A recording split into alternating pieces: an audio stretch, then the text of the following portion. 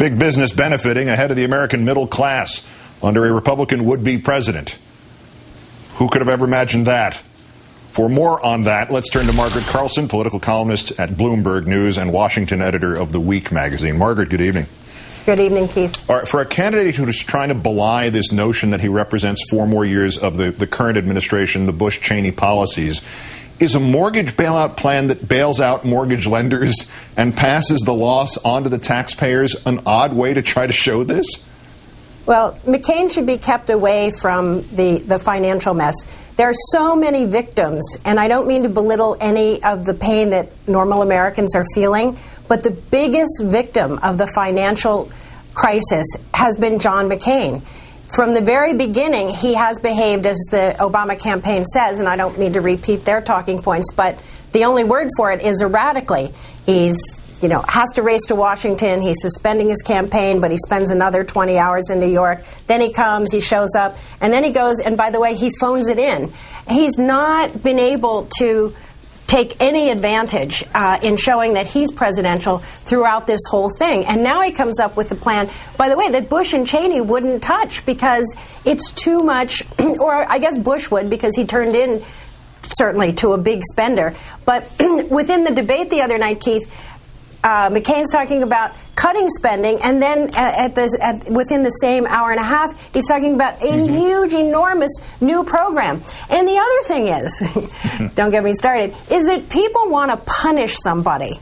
And I think that's healthy, because someone should be punished, especially when AIG executives are going off to a spa in California after getting $85 billion and spending nearly $500,000. And it's a place, by the way, that has rooms for dogs that start at $545 a night.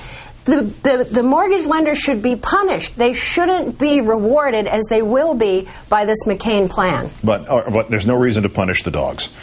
Listen, in the soundbite from Senator McCain that we played earlier, once again he kept trying to tie his opponent to Freddie Mac when it was the lobbying firm of his own campaign manager, Rick Davis, the firm that was taking payments from them as recently as this summer. Any reason why these attempted attacks from McCain on the economy don't seem to be working?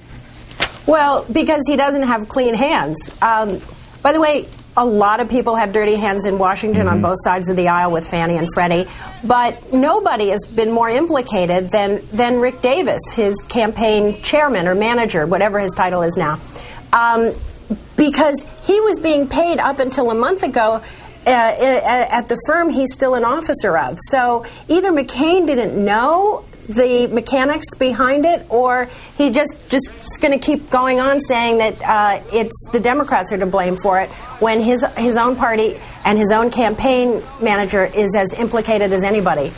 Last point here, I guess. Why are we talking about Senator McCain's mortgage plan when the only thing anybody actually cares about in the United States of America is William Ayers? Well, he's trying to make us care about William Ayers. I went back and looked at an earlier debate in which William Ayers came up. And Obama said he called what Ayers did despicable, and that he didn't even realize any of it when he was on the board with this person. By the way, I've been on boards where I virtually never see the other people, and I certainly don't look at who they are or what they've done. This looks, even Republicans, George Will is saying that McCain has gone off the rails on this. I think Will called him operatic. And David Frum as well today. Margaret Carlson of Bloomberg News, as always. Great thanks, Margaret. Thanks, Keith.